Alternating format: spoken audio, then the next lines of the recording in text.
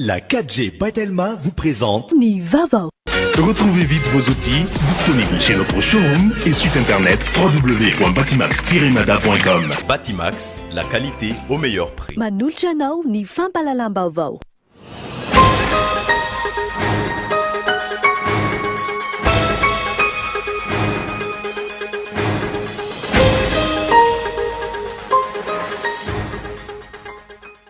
Taorina mifanambarana tamin'ny fomba ofisialy Andriamatofonena Andriatsitohaina no candidat natolotry ny volana IRD ho candidat ben'ny tanàna Antananarivo renivohitra. Nanamafy ny fahavononany hitondra ny tanàna Antananarivo amin'ny fivoarana sy fampandrosoana izy.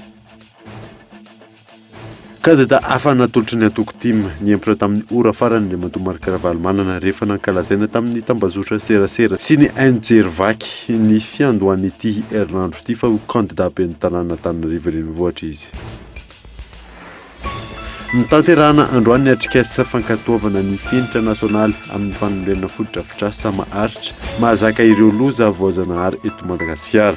Tsy sintsony manoloana izany ny kaboraraka sy ny kolikoly amin'ny fanarenana foto-drafitrasa hoy ny minisitra tompon'andraikitra. Manoloana ny fahombiazana azo teo anivon'ny Office de Transmission Militaire de l'État tamin'ny fitandronan'ny filaminana nandritra ny fandalovan'ny Paparaimasina teto Madagasikara. Nanolotra mari-pankasitrahana ho an'ny ireo mpiara-miasa tamin'ny OTME androany. Isan'izany mpanao gazety teo anivon'ny Kolotele FM. Eo amin'ny maresaka iraisam-pirenena nalaina ambavany nandritra ny 12 ora tao amin'ny fitsarana Aolil ny filohan'ny antenimieram-pirenena frantsay omaly isan'ny hampangana azy ny fikatsana tombotsoa tsy ara-drary ny taona 2024. Ny adidin'ireo avy hatrany.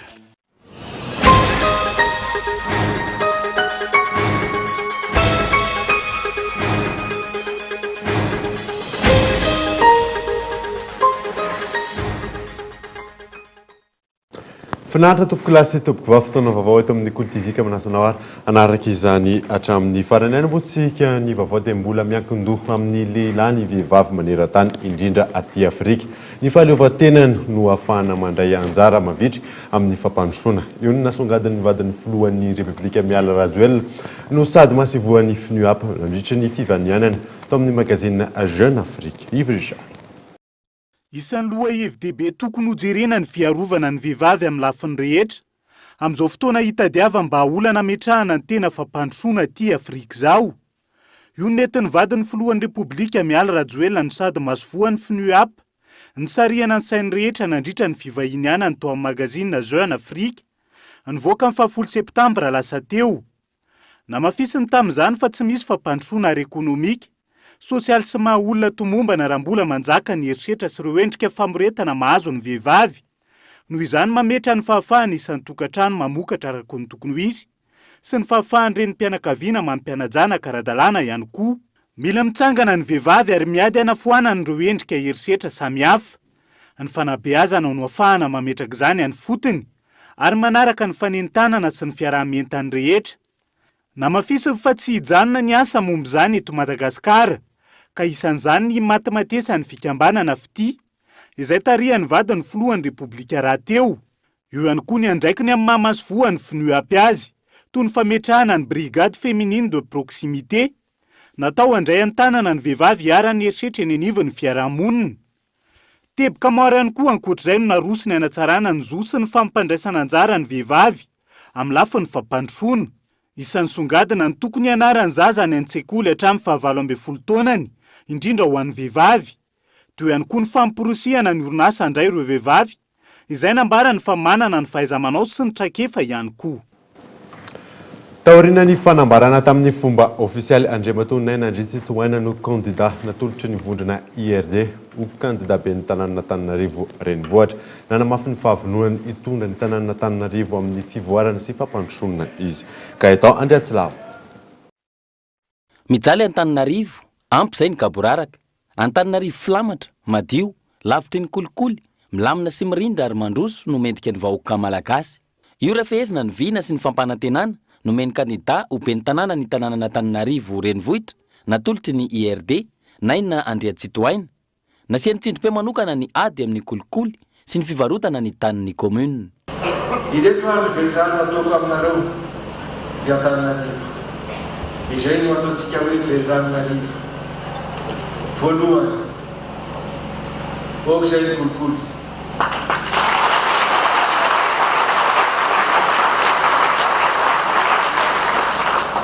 Oka izay ny fanararaotam-pahefana, ny etratraka zany,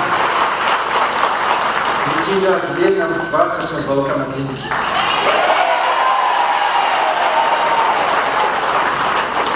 Oka izay ny fivarotana an-tany komina.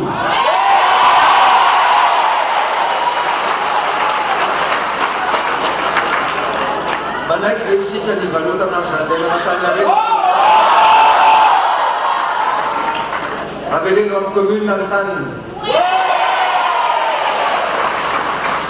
Hojerena manokana ihany koa ny jiro, ny rano fisotro madio, ny tsena sy ireo zaridaina hanome endrika ny tanàna, ary indrindra ny fitsinjovana ireo tanora sy ny ady amin'ireo mpanao asa ratsy ho famerenana ny filaminana.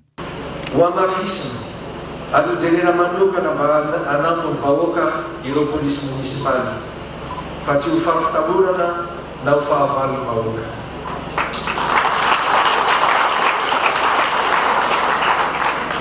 Mpangalo posy, mpanendaka, mpangalatra, mpamon'olona sy ireo maro samihafa. Ataoko lohara-pahamehana na fandriam-pahalemana mba ahafahany tsirairay manana fiainana milamina. Fantako loatra ary tsapaky ny telitely sy ny tahotra iainanareo isanandro. Izaho sy ny ankomonako dia miaina izany.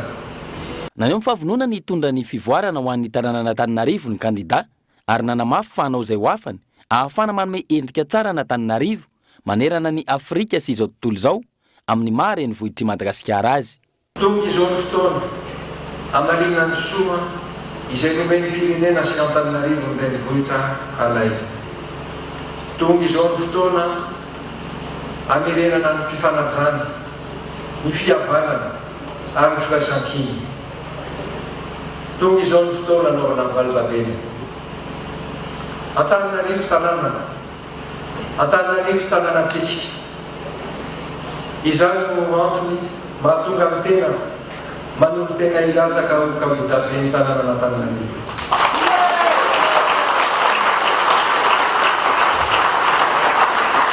Velavela ety Arivo, velavela ve Madagasikara. Vonona ny tahaka ny Arivolahy, ny Arivolahy tsy mahatonga ihany. Olona madio, mpandrara ary tsy mpanao politika ny kandida Naina Andriatsitohaina, natolotry ny IRD. Olona vonona ifanome tanana amin'ny fampandrosoana izay mifanaraka amin'ny vina napetraky ny filohan'ny Repoblika Andry Rajoelina. Ny farana androany fametrahana ny atota taratasy firotsahako vidina ho be ny tanàna sy mpanolotsaina ny tanàna teny amin'ny ovaka rehetra manerana ny nosy raha ny zava-misy ny safidy ny andro farany avokoa ny akamaroany ireo kandida kiona saina. Raha nangingina hatr'izay ny teny amin'ireo OVEC androany ny fanaretsaka ireo kandida be ny tanàna sy ireo mpanolotsain'ny tanàna nanatitra ny antota taratasy firotsahako vidina. Ho an'ny OVEC teto Antananarivo renivohitra, nisy tamin'ireo antokony tamin'ny 5 ora latsaka 10 minitra vao tonga nanatitra ireo antota taratasy. Misa 5 ireo kandida be ny tanàna ho an'ny eto Antananarivo renivohitra, raha misa 4 kosa ny listy ireo mpanolotsaina. Nisy tamin'ireo kandida ho an'ny teto Antananarivo renivohitra hatrany no nanolotra be ny tanàna fa tsy nanolotra mpanolotsaina, ary nisy ihany koa ny mifamadika amin'izay nanolotra mpanolotsaina fa tsy nanolotra kandida ho be ny tanàna. Ho an'ireo distrika manodidina Antananarivo toa ny distrika Navaradrano, androany vao nisafidy ny anatitra ny antota taratasiny ny ankamaroany ireo kandida. Toza somatsara ny fametrahana taratasy filatsako vidina be ny tanàna androany ao komina Kadanandrina miaraka amin'ny toko malagasy miaramainga ahitana conseil folo moa izay zany dia ny antony tena nandrisika mila renina ny tanàna, mila tanora mavitsika sy mahavita azy ny tanàna, dia mila fampandrosoana ihany koa ny vahoaka ny fotony. Raika amin'ny folo taona nisakatra amin'ny komina Kapitelafy, maro ny zavatra tsy vita ny mera teo aloha, misy ny zava-bita votohizana fampandrosoana ny komina Kapitelafy amin'izany firotsahako vidina ho be ny tanàna ny komina Kapitelafy izany to. Natao zao satria raha ny dingana efa nale sy ny fampirisihana avy amin'ny vahoaka izay iarahana hatramin'izay dia mba ahafahana mitondra fampandrosoana tsaratsara kokoa ny fandraisana andraikitra eto amin'ny faritra misy ny tenaka dia ankasitrahana Andriamanitra satria izao ny fotoana. Tsy hoe misy antony manokana moa fa izy io zany efa hoe mifampiarana miaraka amin'ny candidat ny RD rehetra amin'ny commune eny ambin'ny folo dia izay ny antony hoe androany mihitsy izay ny antony anaovana zao. Raha ny any village manokana ho anay RD zany dia volana tanteraka fa ny fendrazana dia ny fampilezan-kevitra ho anay IRD na isika miaraka amin'ny andro rajoely. Androany ihany koa no nanatanteraka ny fanaterana ny antota taratasy firotsahako fidiana ireo kandida avy amin'ny antoko malagasy miara-miainga tao amin'ny distrika an'Andramasina. Afatra ho amin'ny vahoaka an'Andramasina ray manontolo tony tsarotsika fa efa tavapetraka zay ny dossier ho an'ny MMM eto amin'ny distrika an'Andramasina. Miandry sisitsika ny fanaovana ny tirage ny filaharan'ny candidat. Etona zany dia manentana ny vahoaka ny commune Alatsinainy Bakaro mba ho tonga an-datsabato satria tsarovy tsara fa ny latsabato ataontsika amin'ny ho andro dia miantoka ny fiainan'ny commune mandritra ny efa taona ho avy indray. Any amin'ny faritra raha ny fampitambo vaovao ray dia isan'ireo kandida ben'ny tanàna ao an-drenivohitra Mahajanga i Moktar Salim ary ao an-tampon-tanàna ny Toamasina i Laurent-Tsiraka. Taorian'ny fikatona ny fanaterana ireo antota taratasy teny amin'ireo OVEC rehetra manerana ny nosy. Miandry ny famoahana ofisialy ny listy ireo kandida andray anjara amin'ny fifidianana ben'ny tanàna sy mpanolotsain'ny tanàna ny rehetra amin'izao fotoana izao. Kandida hafa no natolotry ny antoko team niempotra tamin'ny ora farany Andriamatoa Marc Ravalomanana rehefa nankalazaina tamin'ny tambazotra serasera sy ny anjery vaky ny fiandohan'ity herinandro ity fa kandida ho ben'ny tanàna Antananarivo renivohitra izy. Rarsona Andry. Niempotra tamin'ny ora farany ka tsy nametraka ny antota taratasy firotsahany ho kandida ben'ny tanàna Antananarivo renivohitra ny filoha teo aloha Ravalomanana Marc. Kandida hafa no natolotry ny antoko team hifaninana amin'izany toeran'ny ben'ny tanàna Antananarivo renivohitra izany. Raha nankalazain'ireo mpomba ny filoha teo aloha Ravalomanana Marc tamin'ny tambazotra serasera ny fiandohan'ity herinandro ity ary nampanatsoin'ireo mpanao politika vitsivitsy mifondrinao amin'ilay rodoben'ny mpanohitra eto Madagasikara mpanao gazety fa efa nanaiky ny fanoloran'izy ireo kandida ben'ny tanàna Antananarivo azy Ravalomanana Marc dia izao nihemotra tamin'ny ora farany izao. Isaorana anazy moa zany rehefa niadevitra adiny efatra teo zay naroy fa raha izany tadavisika dia tapakevitra. Zay zany no ilazana vahoaka malagasy. Eto zany dia ilazana daholo ny vahoaka malagasy. Ilazana ny any ivelany gasy any ivelany mba anona amin'ny président Marc Ravalomanana amin'ity filasana ho ben'ny tanàna ty. Amin'ny mpanara-baovao dia miaiky ny tsy fahombiazany tamin'ny mampanolotsaina manokana ny ben'ny tanàna azy Ravalomanana Marc sy ny tsy fahombiazan'ny vadiny Lalao Ravalomanana ny tantana ny tanàna Antananarivo. Eo ihany koa ny fahatsapana fa tsy tian'ny vahoaka Antananarivo intsony izy ireo no ireo kaboraraka amseho eto Antananarivo toy ny fivarotana ireo sisin-dalana ho an'ny mpivarotra, ny fakomiangona maharitra fotoana maro, ny aratsian'ny lalana ka raha tsy nisy ny fanjakana foibe nanamboatra dia mbola feno lavadavaka, ny jiro amin'ny andrin-jiro tsy misy ka miteraka tsy fandriampahalemana ka naleony dia izao tsy nirotsaka ho kandida izao tamin'ny ora farany. Ankoatran'ny mpikatroka ifotony ao amin'ny antoko team dia mahatsiaro tena ho voafitaka ihany koa amin'izao fiemorana amin'ny fotoana farany izao ireo mpanao politika mivondrona ao amin'ny RMDM na ny rodoben'ny mpanohitra eto Madagasikara. Ny antsipirina tamin'ny filan-kevitry minisitra Omaly no tanterina aminao anatin'ity fanadadinana manaraka ity Yves Richard. Teboka voalohany nisongadina nandritra ny filan-kevitry minisitra Omaly ny fankatoavana ny didim-panjakana. Mamaritra ny mikasika ny infrana ny Institut National de l'Infrastructure. Ny fanamboarana ny satamifeny analogue na ny Agence Nationale d'Appui au Logement et à l'Habitat. Araka ny tolo-kevitry ny ministera ny fanajariana ny tany, ny toeram-ponenina sy ny asa vaventy sy ny fankatoavana ny famaranana ny fifanarahana teo amin'ny minisy sy ny Madagascar Southern Petroleum Company. Araka ny volavolan-kevitra naroso ny ministera ny arena kibon-tany sy loharanon-karena stratégique. Toy ihany koa ny fankatoavana ny fanindrena mpiasa mpanjakana ambony maro, toy ny taleny trano pirity-pirenena araka ny tolo-kevitra ny ministera ny toe-karena sy ny fitantanam-bola. Ny tale jeneraly misahana ny andraikitra vonjimaiky ao amin'ny agence routière araka ny tolo-kevitra ny ministra ny fanajariana ny tany, ny toeram-ponenana ary ny asa vaventy. Ny tale misahana ny fampiroboroboana ny fandraharana na ny promotion de l'entrepreneuriat araka ny tolo-kevitra ny ministra ny indostria, ny varotra sy ny asa tanana. Isan'ny teboka ny votra ihany koa ankilan'izay ny fanafoanana didim-panjakana manendra ny masovoan'ny pirenena miasa ny Japon. Araka ny tolo-kevitry ny minisitra ny Raharahambahiny sy ny fanafoanana ny didim-panjakana nanendry ny lehiben'ny distrika ny Soalala, araka ny tolo-kevitry ny minisitry ny Antany sy ny Fitsinja Rampahefana. Notanterahana androany ny atrikasa fankatoavana ny fenitra nasionaly amin'ny fanorenana foto-drafitrasa maharitra mazaka ireo loza voajanahary eto Madagasikara. Tsy hisy intsony manoloana izany ny gaboraraka sy ny kolikoly amin'ny fanorenana foto-drafitrasa hoy ny minisitra tompon'andraikitra Gaëtan Andriatsylava. Mitazona ny larana fahatelo manerana izao tontolo izao i Madagasikara raha ny firenena atahorana mafy raha misy ny fandalovan'ny rivo-doza ary larana voalohany aty Afrika isan-taona. Mitombo hatrany ary maro ny fahampitian'ny foto-drafitrasa noho ny fandalovan'ny rivo-doza izay miteraka faty-antoka ara-toe-karena ka mampahantra ny firenena. Isany mitondra fahaizana voalohany amin'izany ny foto-drafitrasa izay mahatratra any amin'ny 570 isan-jato ny fahampitehana. Araka izany, nisy ny famolavolana fenitra ny arahana tamin'ny mpitondra fanjakana sy ny ministera tompon'andraikitra ary ireo mpamatsy vola sy mpiara-miombonantoka fenitra izay narahana atrikasa fankatoavana androany. Tsy hisy intsony ny kolikoly sy ny gaboraraka amin'ny fanorenana foto-drafitrasa hoy ny ministra nandritra ny fandraisam-pitenenany. Foto-drafitrasa manara-penitra ny jerentsika, tsy manara-penitra amin'ny lafiny fanaganana ihany fa eo amin'ny lafiny fanatanterahana ihany koa. Ny fanatanterahana dia mandray amin'ny tolobidy aloha dia amin'ny fomba fiasa rehetrarehetra. Mino sy manantena fa voarakitra tsara ao anatiny ao ary matetika moa ampitahorantsika no miresaka an'izy io fa ny foto-drafitrasa manara-penitra ihany koa dia mividiny mifanaraka amin'ilay foto-drafitrasa. Ary izay zava-dehibe fa tsy ny lafiny ara-teknika ihany koa ary ilay vidiny mifanaraka amin'ny foto-drafitrasa izay mihitsy tsy mampanara-penitra indraindray ny zava-misy eto amintsika.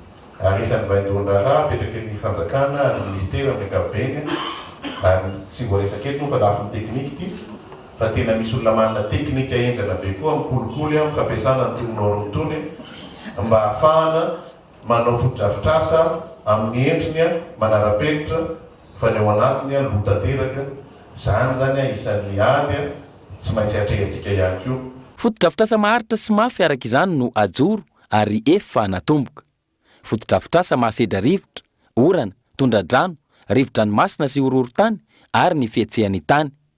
Ny fanarenana ireo foto-drafitrasa aorian'ny fandalovan'ny rivo-doza sy ireo loza voajanahary no isan'ny mampahantra antsika raha ny fanazavana hatrany. Fa ny zavatra hita teo amin'ny fiarahamonina dia ny sekoly indramam-bola amin'ity taona ity dia averina indray afaka 5 taona.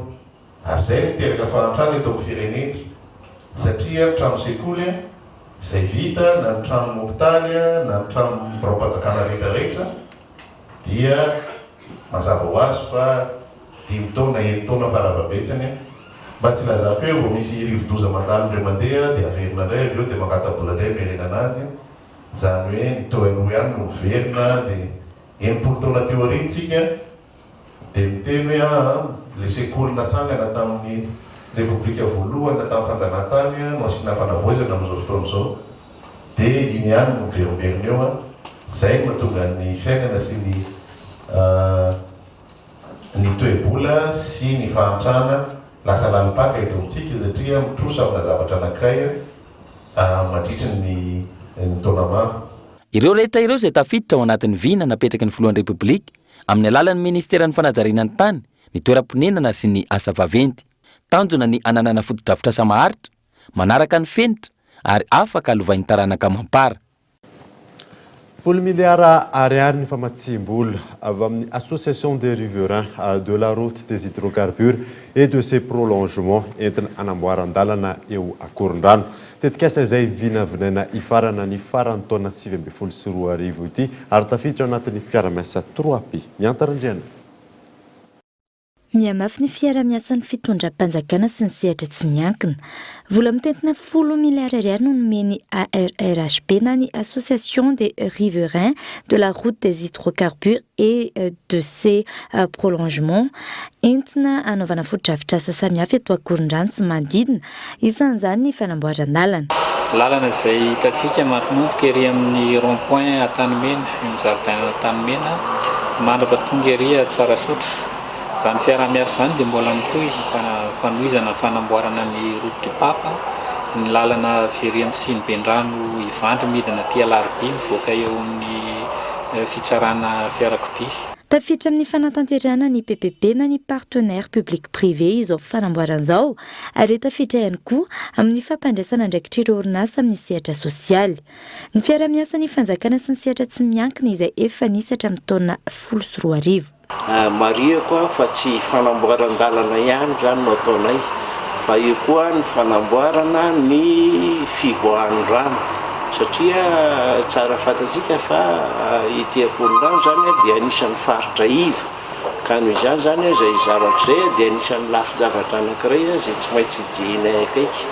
Io koa manarakarak'izay ny fanamboarana sisin-dalana le atsotsika moa hoe trottoir fa ivelan'izay koa zany ny fikambanana miaraka amin'ny fanjakana dia mijery izay na anatsarana zany ny tontolo manodidina eto Akorondrano dia izay zavatra izay zany mandeha mian-dalana moa le izy fa ny fikambanana zany miaraka amin'ny fanjakana nanomboka tamin'ny 2014 dia izay ny tanjona apetraka hoe tena anatsara zany an'ity faritra Akorondrano ity mba ho hitan'ny firenena eto amintsika zany hoe zao ny endriky ny fiaraha-miasa mangarahara erahan'ny orinasa tsy miakina sy ny fanjakana. Isy ankilany lamina apetraka amin'ny mety ho fitohanan'ny fifamoivoizana mandritra ny fanamboarana tao. Raha misy ezahana foana tsy hisy ny fatapahan'ny fifamoivoizana fa apetraka le alternance ny fifamoivoizana hoe ny atsasaky ny lalana aloha no amboarina dia ny atsasany azo andehanana dia aveo indray ny atsasan'ny faharoa zany amboarina dia azo andehanana le efa vita teo aloha. Vinavinaina ho vita amin'ny fiaran'ny taona 2014 ity ireo asy ireo. Tsy hijanona eo, isy hatrany raha ny fanazavana ny fiaramiasa ny rotonta entina mpandrosoana ny tanàna Antananarivo. Tsy ny lalana ihany anatin'ny fanatsarana sy ny fanajariana ny tanan-dehibe ihany koa ny fijerena ny kasika ny toeram-ponenana, sisin-dalana, zaridaina sy ny maro hafa. Ratsahivina nitetika sa rue de Tana mikasika ny lalana an-tampon-tanàna nova tsy ny MHDP manontolo amin'ny teti-bolany. Tonga eto amin'ny fotoana ny dokavatra isika aoriana izay ny atantsika ny anjara asan'ny orinasa stara eo amin'ny foire internationale de l'agriculture etsy Tanjombato. Eo ihany koa ny fihenam-bidin'ny zanak'akoho izay ataon'ny farm shop ao anatin'izay foire internationale de l'agriculture izay hatrany. Rehefa aveo ary.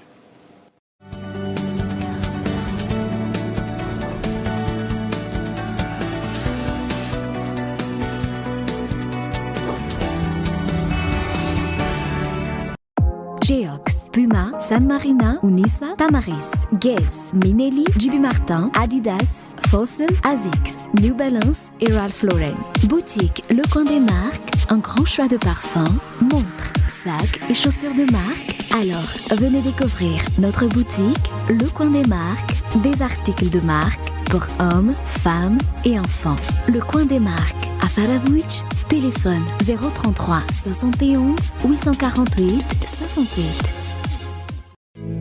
Guichetier, agent de caisse, votre travail exige de la concentration, de la rapidité et de l'efficacité.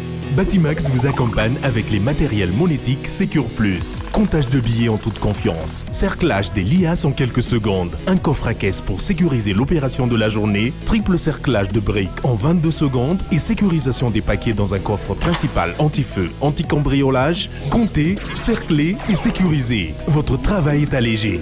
Batimax, la qualité au meilleur prix. Allez mama, manao feu de camp zay hariva afaka mianta ty. Iny ary, alefanay amin'ny vola. Yes!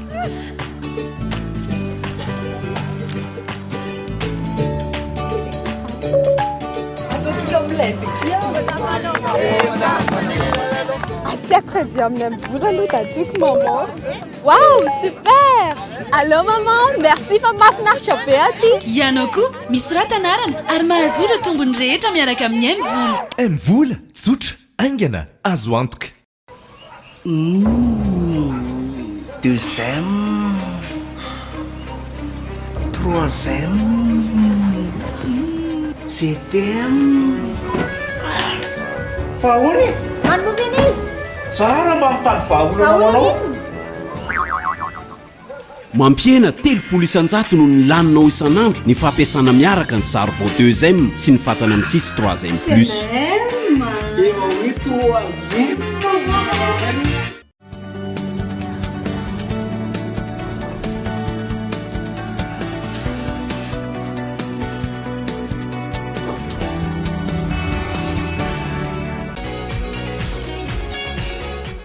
do anything, do you? Your mom and I need to No, don't do anything. There to help us figure I'm not out. telling anyone. You don't have to go through this alone. How long will it take the case? I don't really think anyone can know that. They're all suspended? I didn't say anything about you. Do you think it would be better for the school if I wasn't here? Of course not. Do you know what happened? I never would have left you like that. We both know that those charges are bullshit. Bullshit! Nobody made me get drunk. Nobody made me So go. what? Who gives a shit what you did? He thinks this is not normal. I know things like this happen to someone every day.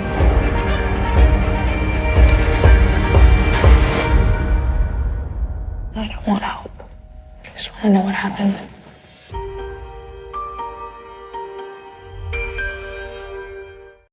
Vereto amin'ny fampalalam-baovao isika. Ny farana androany maraina ny fanadina-panjakana ABEPC lamina tamin'ny akabean'ny fanadina ny roso avy hatrany tamin'ny fitsarana ny taratasy-panadinana ireo mpampianatra ny tapakandro ariva. Angelo Tolzanara. Anglais no namaranandreo mpiadina amin'ny fanadinana BEPC io maraina io. Amin'ny ankabeny zotra araiky ny tokony ho izy amin'ny fanadinana nandritra izay efatrandro izay. Io arivo io ihany koa no nroso tamin'ny fitsarana ny taratasy-panadinana ireo mpampianatra. Raha ny eto amin'ny Sisiko Antananarivo renivohitra, miisa 7 ireo toerana anaovana ny fitsarana, ny lycée Gigi Rabearvelo, LMA, lycée Andohalo, lycée Analamahitsy, lycée Nansana, lycée Ambohimanarina ary ny lycée Jules Ferry. Ny akapobeny aloha zany satria nanaramaso izahay teto Antananarivo renivohitra nandritra ny fotoana voalohany ka hatramin'ny fotoana fiafarany ny BEPC teto Antananarivo renivohitra dia tsy nisy tsy nahitana olana lamina tsara vita soma tsara ny BEPC. Manomboka androany zany ny commission d'entente dia avy eo mandeha ny fitsarana maharitra izy io mandritra ny ity herinandro ity ary mitokely amin'ny herinandro iny. Le centre de correction zany dia lycée anankifito eto Antananarivo renivohitra, lycée Andohalo, Jules Ferry, LMA, Ambohimanarina, Nansana ary Analamahitsy.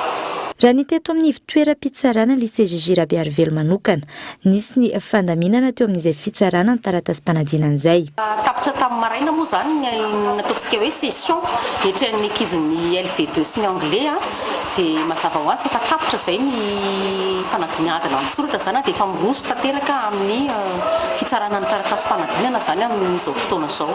Fitsarana par matière efa mizarazara par matière isaky ny efitra zany zareo ireo dia efa samy mandray anjarany zany hoe ireo taratasy-panadinan'ny mpianatra ireo dia efa voalamina aty amin'ny secrétariat de session zany sy ny correction efa misy sokady mitambatambatra mikarakara an'izay efa manao paquetage ny feuille de copie amin'ny mpianatra zany par salle mandamina an'izay ho alefan'ireo mpampianatra ho tsaraina. Araka ny loharam-baovao haritra hatramin'ny alatsinainy ny fitsarana ny taratasy-panadinana amin'ny farany herinandro manaraka kosa ny ivoaka ny valim-panadinana.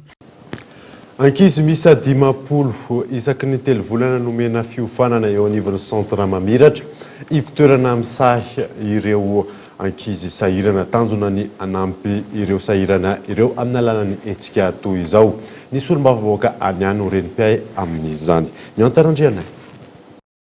Tafajoro ny centre mamiratra ivitoerana misahana ireo ankizy sahirana anatin'ny hetsika fanampiana tao ankizy 10 no mena fiofanana anatin'ny telo volana. Androany zany dia atelier ana validation ana projet anankiray izay efa nomanina elaela izay miaraka amin'ny tanora maro ao anatin'ny plateforme izay plateforme Plature dia nanantona anareo tanora ireo zany manatetikasa izay nafinaritra be anazy satria tena mitovy tamin'ny fomba fijeriko dia izy amin'ny fampandrosoana zany hoe mipaka kokoa eny amin'ny tanora malagasy zany izay hita fa betsaka ny marefo dia marefo ary mila ampiana mila atosika dia mila ananganana ivitoerana zany andraisana azy ireo.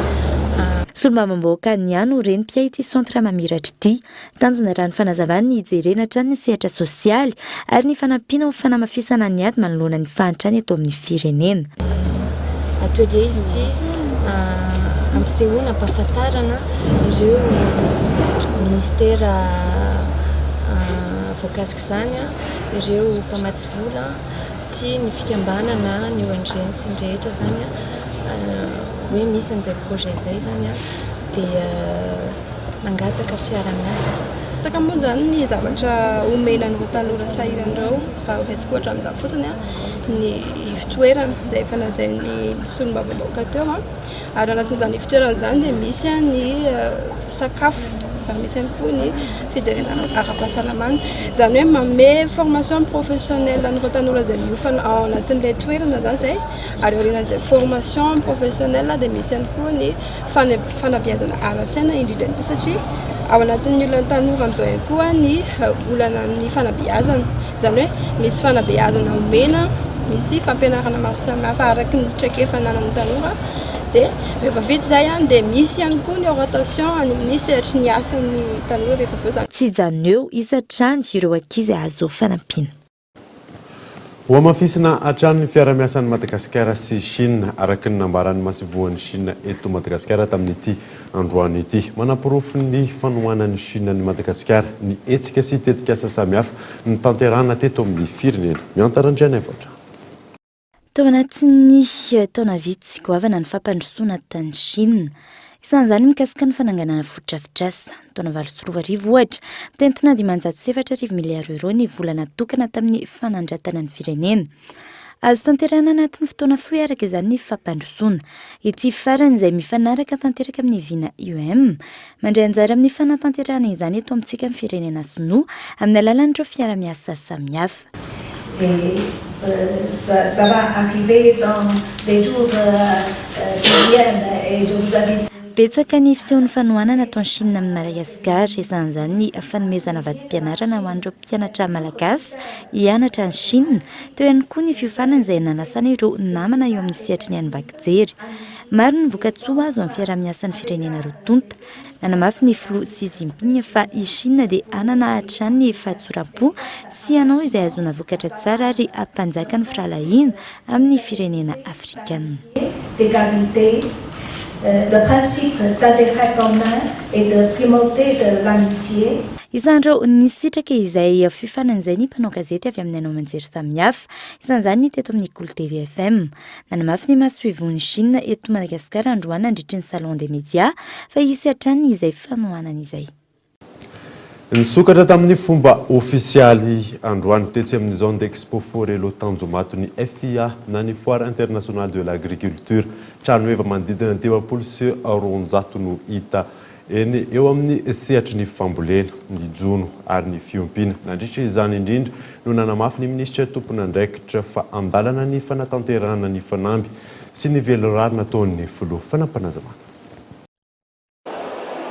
amin'izao fanokafantsika nyty foire internationale de l'agriculture ity zao dia raisinay eto anivon'ny ministera ny fambolena ny fiompiana ary ny jono andraikitra lehibe ny ataterahantsika atsakany sy andavany ny fanamby ny velorano izay natao filohan'ny repoblika nitondra an'izay fifamenona eo amin'ny famokarana tantanympianakaviana na ny agriculture familiale sy ny sehatra tsy miankina na ny sehatra industrialy amin'izao fotoana izao dia manao ezaka lehibe ny fitondram-panjakana ametraka an'ireo zone d'émergence industrielle agro-industrielle eny anivofaritra maro eto Madagasikara fiaramiasa eo amin'ny Malto sy Rotantsa izay mamokatra orge sehatra iray isongadana amin'ny anjaran'ny orinasa Star amin'ny foire internationale de l'agriculture etsy Tanjombato Michel Aranardo mandray anjara amin'ny foire internationale de l'agriculture ny orinasa stage eny amin'ny expo Forelo Tanjombato isan'ny asongadin'ny orinasa betsaka kokoa nandritra izany ny Malto sy ny fiaramiasa amin'ireo tantsaha izay mamokatra ny orge na ny orse. Malto moa izany dia orinasa iray ao anatin'ny stage mikarakara manokana ny fanamboarana ny famokarana n'ireo akora fototra anisan'izany ny orge, ny siramamy sy ny katsaka. Ny orge no resana bebe kokoa mandritra n'ity foire internationale de l'agriculture ity ary voizina amin'ireo mpanjifa sy ireo mpitsidika hoe toy ny ahoana ny fiara-miasan'ny tantsaha amin'ny Malto. Izy ity moa zany antsoina hoe partenariat paysanal, zany hoe fiara-miasa mihitsy satria manomboka hatrany amin'ny fifanarahana, zany hoe misy contrat paysanat amin'ny ireo tantsaha tsirairay avy, ireo tantsaha miisa 2 sy 1 alina, misy ny fahamatsiana na préfinancement an'ireo akora fototra na ny intrant, zany hoe ny tantsaha anankiray zany manana ny taniny izy dia tafiditra izy ao anatin'ny contrat paysanat miaraka Malto dia tsy mila vola izy amin'ny voalohany fa ny stara no miantoka ny préfinancement any intrant rehetrarehetra. Miisa 2 sy 1 alina ireo tantsaha mamokatra ny orza miara-miasa amin'ny star fa isan'ny tolotra omen'ny star ny mpitsidika azy ireo etsy Tanjombato ihany koa ny tolotra maimaim-poana. Mandritra n'ity fampiratiana ity koa dia asandratra bebe kokoa mahakasika an'ireo vokatra star rehetrarehetra dia ho an'ireo izay efa zatra mitsidika ny foire ety amin'ny Forelo dia mahafantatra fa mandritra ny 4 andro dia manolotra vokatra maimaim-poana ho an'ireo mpitsidika ny star, zany hoe ireo mpitsidika ny standna rehetrarehetra dia mahazo vokatra maimaim-poana mandritra ny 4 andro. Tsy mitsatra manome fahafaham-po ny mpanjifa ny orinasa star araka ny teny filamatr'izy ireo ho takaritsika ny kitana. Groupe Eclosia ahitana ny LFL Madagascar Farm Shop Avitec izay hita ao amin'ny foire internationale de l'agriculture ary manao fihenam-bidy amin'ny zanaka koa. Michel Arnarzonatra. Efa 20 taona no sehatra teto Madagasikara ny groupe Eclosia, isan'ny afantarana azy ireo ny tontolon'ny fiompiana akoho ho amin'ity andiany fahatelo amin'ny foire internationale de l'agriculture ity eto amin'ny LFL Madagascar Farm Shop no ahitana ny zanaka akoho mora indrindra. Izahay zany no mivarotra amin'izao fotoana izao ny akoho kely mora indrindra eto amin'ny tsenan'ny Madagasikara.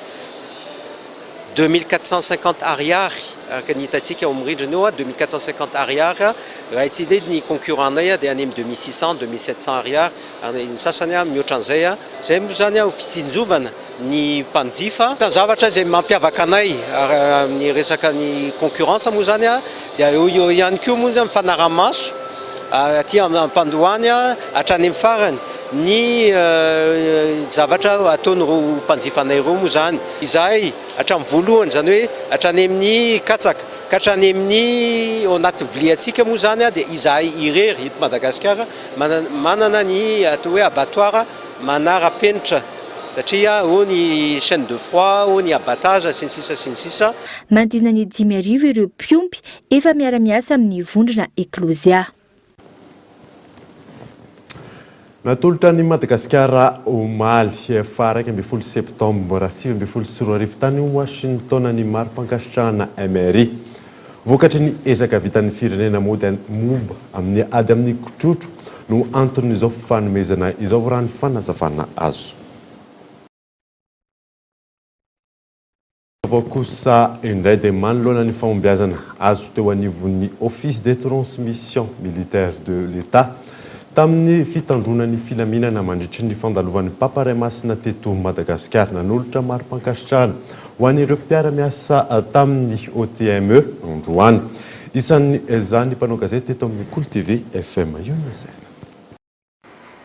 Amam-bolana vitsivitsy izay no nanomananay ny fatongavandray masina teo iny ary tsy ho lavorary raha tsy niara-ny faromona isika rehetra.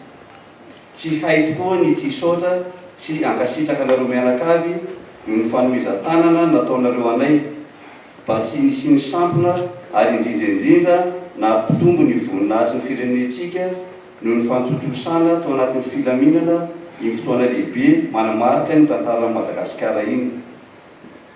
Isaorana manokany toana ny filoha Andra Joelina noho ny fanasany ary fandraisany an'iray amandreny am-panahy ny Papa François. Faly sy lavy tokoa ny vahoaka ary velim-panantenana fa teny ho tafita sy voatra amin'izay ny firenena malalatsika ity.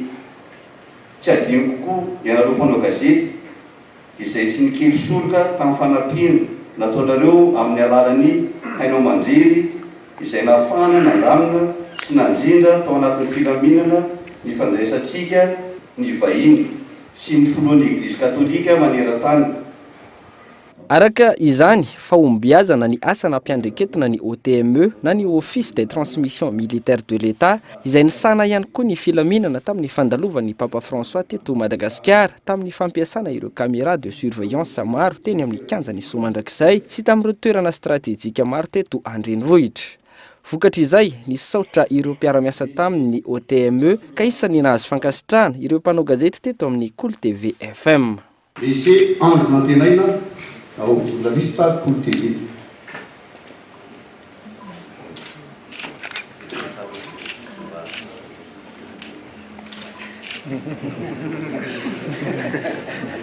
Lycée Olona Saina ao amin'ny Cool TV.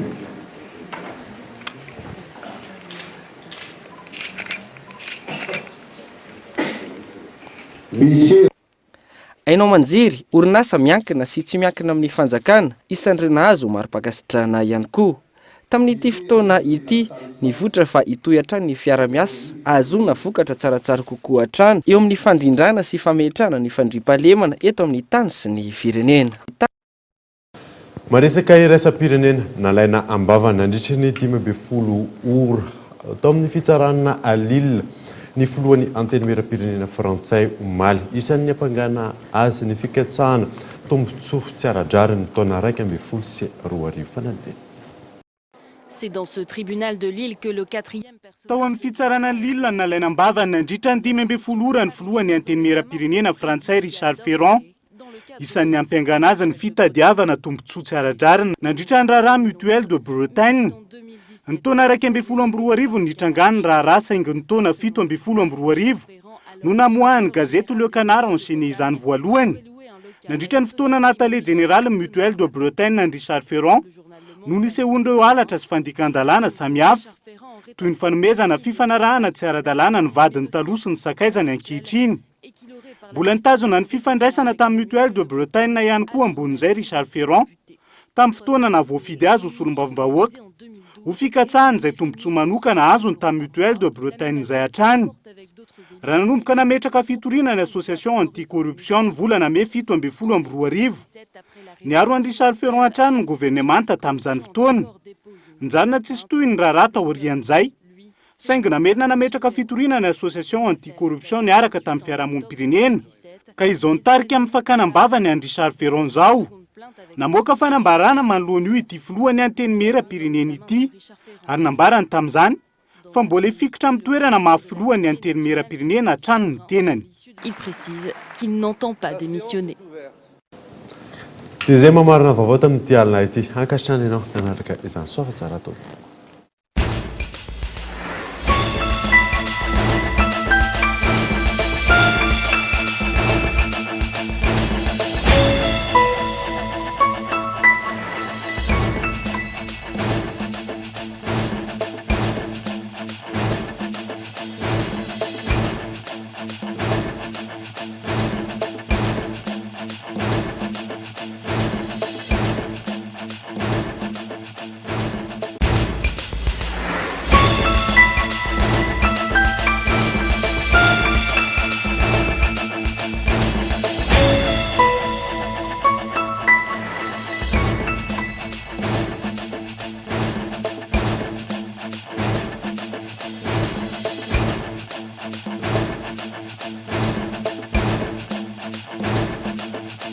Les groupes électrogènes CGM 100% italien avec moteur original. Puissance à partir de 10 kVA. Garantie 1 an. SAV de qualité. Fini les coupures. Soyez autonome. Batimax, la qualité au meilleur prix. Nanulcha ni fampalalambaovao. La 4G by Telma vous a présenté Ni Vavo.